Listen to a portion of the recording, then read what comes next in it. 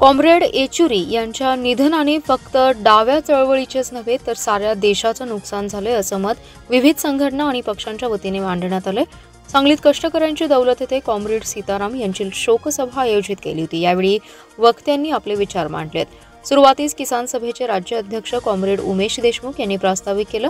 यावेळी त्यांनी सांगलीशी आलेला त्यांचा संबंध याबद्दलच्या आठवणी सांगून देशाने एक अर्थतज्ञ गमावल्याची भावना व्यक्त केली। ज्येष्ठ विचारवंत बाबूराव गुरव म्हणाले, प्राध्यापक संघटना म्हणून आम्ही काम करत असताना अखिल भारतीय पातळीवर त्यांचं मार्गदर्शन लाभदायक ठरलं। शोषितांचा लढा पुढे घेऊन जाणे हीच त्यांना खऱ्या अर्थाने श्रद्धांजली ठरेल। राष्ट्रवादी काँग्रेसच्या वतीने श्रद्धांजली वाहताना प्राध्यापक पद्माकर जगदाळे म्हणाले की कम्युनिस्ट चळवळीत काम करताना कॉम्रेड येचुरी यांनी आपला कट्टरतावाद आड न येऊ देता इतरांशी संवाद ठेवून काम केले। राजकीय संधी समोर असताना देखील पक्षाच्या विचाराबरोबर राहून त्यांनी काम केलं। आरपीआयचे आयु जगन्नाथ ढोगळे यांनी श्रमिकांची चळवळ पोरकील झाल्याची भावना व्यक्त केलेली आहे।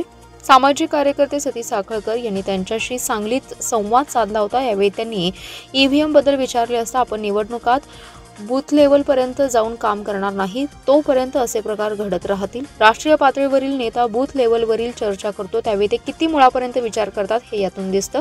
यावेळी नितीन चव्हाण, डॉक्टर जयपाल चौगुले, जनार्दन गोधळी, सदाशिव मगदूम, रत्नाकर नांगरे, डॉक्टर लक्ष्मण शिंदे, सुरेश दुधगावकर, चंदन चव्हाण यांच्यासह मान्यवरांनी आपल्या भावना व्यक्त केल्या।